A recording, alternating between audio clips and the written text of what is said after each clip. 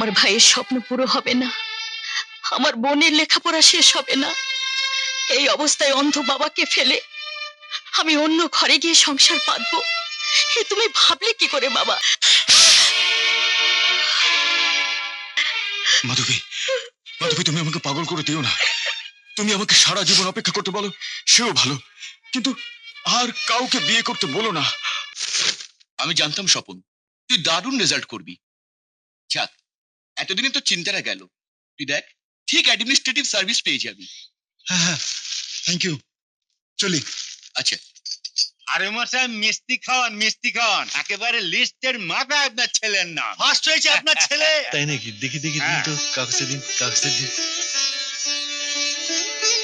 দেখেছো?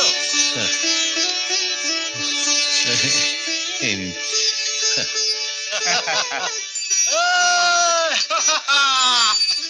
Hello hello, কি রে স্বপন, রেজাল্ট কি? কুপালো কুপালো।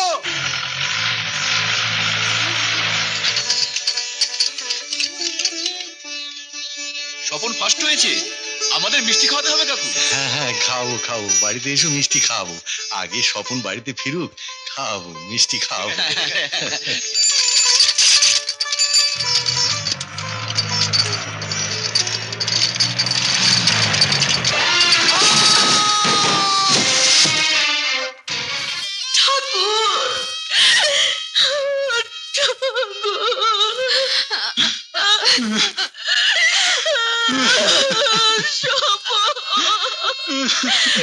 এই যে, তোমরা খবর পেয়ে গেছো? আরে পাবেই তো, এমন একটা আনন্দের খবর কি চাপা থাকে? চলো চলো ভেতরে চলো, সবাই সবাইকে মিষ্টি মুখ করাবো। বাবা, বাবা, বাবা, স্বপন নেই, স্বপন নেই, স্বপন আর নেই বাবা। দেখো বাবা, ওই দেখো। আমি আশা করেছিলাম তুই ফার্স্ট হবি। তুই তো ফার্স্ট হয়েছিস বাবা। আমি সারা মহল্লায় খবর দিয়ে এসেছিলাম। দেখ না, সবাই এসেছি, সবাই এসেছি। বলো না তোমরা, তোমরা ওর ফার্স্ট হওয়ার খুশিতে মিষ্টি মুখ করতে এসেছো না? বলো না তোমরা, তোমরা ওর ফার্স্ট হওয়ার খুশিতে মিষ্টি মুখ করতে এসেছো না? তোমরা আনন্দ করতে এসেছো সবাই।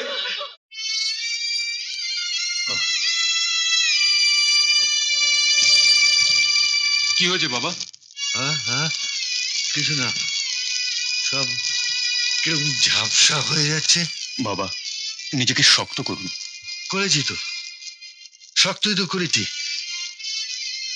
কিন্তু এই কি নেমে যাচ্ছে কেন?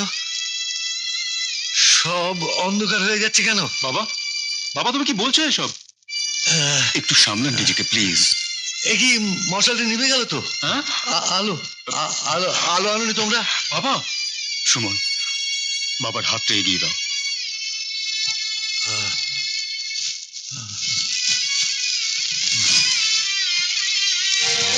এই তো চিতা জ্বলে উঠেছে বাবা। হ্যাঁ হ্যাঁ, বুঝতে পারছি, কিন্তু দেখতে পাচ্ছি না কেন? হ্যাঁ, অন্ধকার কেন সব? বাবা, অন্ধকার কেন? বাবা, বাবা, বাবা, বাবা, শিগগির ধরো, বাবাকে হাসপাতালে নিয়ে যেতে হবে। আস্তে আস্তে আস্তে। এই কি হয়ে গেল মা, এই কি হয়ে গেল? স্বপন যে আমার সারা জগৎটাকে এমন অন্ধকার করে দিয়ে চলে যাবে, তা তো ভাবতে পারিনি। এখন তোদের কে দেখবে? কে তোদের দেখবে মা? শান্ত হও বাবা, শান্ত হও তুমি। এত বড় হাসপাতাল, এত বড় ডাক্তার দেখছেন, নিশ্চয়ই ভালো হয়ে যাবে তুমি। দিলীপ তো কথা বলতে গেছে, কোনো ভালো রিপোর্ট অবশ্যই পাবো। সরি মিস্টার দিলীপ, এখন আর কিছুই করা সম্ভব নয়। ওনার দু চোখের সমস্ত টিস্যুগুলোই শুকিয়ে গেছে, ছিঁড়ে গেছে। এই বয়সে নতুন টিস্যু জন্মানো কোনো আশা নেই। তাছাড়া কর্নিয়ার অবস্থাও শোচনীয়। কোনো ডাক্তারের পক্ষেই এখন কিছু করা সম্ভব নয়। This is the report. পেশেন্টকে আপনারা বাড়ি নিয়ে যান।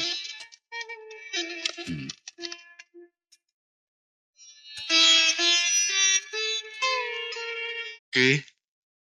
আমি বাবা। কি হলো, তুমি এখনো ঘুমোওনি? রাত অনেক হলো তো বাবা। আমার তো এখন সবসময় রাত মা, একসময় ঘুমলি হলো। বাবা, তুমি কেন সবসময় এরকম বলো বলো তো? তুমি এরকম করো বলে দিদি একা একা বসে বসে কাঁদে। মাধবী কোথায় রে? ঘরে কি যেন লিখছে। কি আর লিখবে, অক্ষম বাবাকে খাওয়ানোর জন্য চাকরির দরখাস্ত লিখছে বোধহয়। বাবা। আরে সুমন কোথায়? একবার ওকে ডাক না। ছোটদা, ছোটদা, ছোটদা, ছোটদা, বাবা তোকে ডাকছে। আসছি।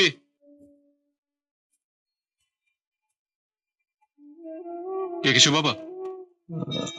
আয় কাছে আয়। সুমন। হ্যাঁ বাবা। শুনি যে কলকাতায় অনেক সব অন্ধ সহায়তা কেন্দ্র আছে, তারা অন্ধদের নানা রকম সব হাতের কাজ টাজ শেখায়। সেরকম কোন একটা কেন্দ্রে আমাকে নিয়ে যাবি কাল? দাঁড়াও বাবা, আমি দিদিকে বলছি। না না, ওকে কিছু বলিস না। এই এতটুকু বয়স থেকে ও সংসারের ঘানি টেনে আসছে। সামান্য আয়ের চাকরি করে কোনোদিন তো সচ্ছল হতে পারেনি। ওই নিজে না খেয়ে আমাকে খাইয়েছে, তোদেরও খাইয়েছে, তাও তো চলছিল। কিন্তু এখন কি হবে? এই দু চোখে তো সবই অন্ধকার। এমনকি মনের চোখ দিয়ে ভবিষ্যতের দিকে তাকালে সেখানে তো অন্ধকার ছাড়া কিছুই দেখি না। তোকে কম্পিউটার ইঞ্জিনিয়ার করতে চেয়েছিলাম, সেও তো হলো না। কেন হবে না বাবা? সুমন কম্পিউটার কোর্স করবে, চম্পা অনার্স শেষ করবে, সবই হবে। কি করে হবে? আমি করাবো বাবা, যেভাবে হোক আমি করাবোই। ও নিয়ে তোমাকে ভাবতে হবে না। না রে না, তাহলে যে তোর শ্বশুর বাড়ির লোকেদের কাছে আমরা সবাই ছোট হয়ে যাব।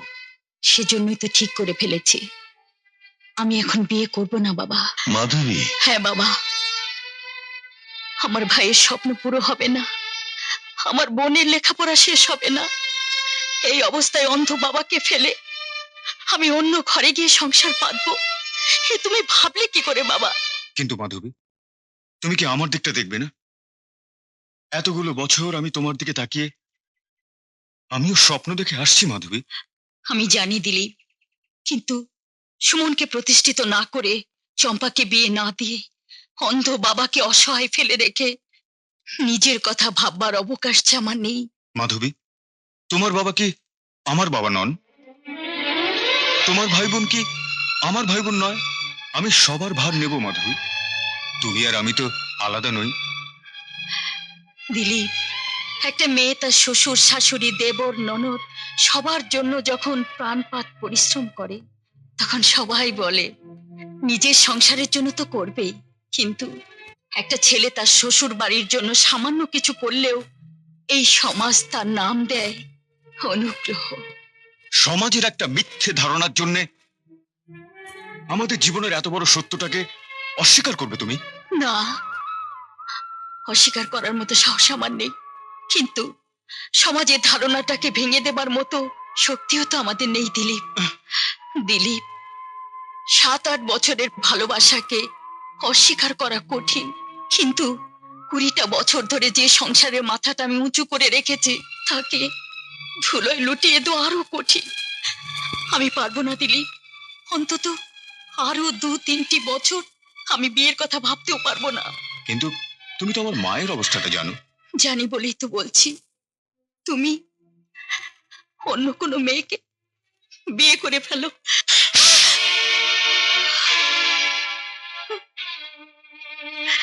মাধবী, মাধবী, তুমি আমাকে পাগল করে দিও না।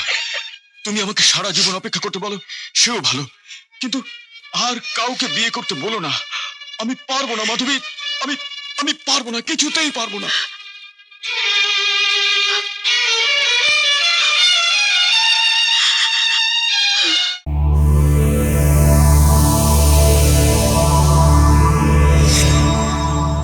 এমন আরো অনেক ভিডিও দেখতে এই চ্যানেলটি সাবস্ক্রাইব করে নিন এবং পাশের বেল আইকনটি প্রেস করে দিন।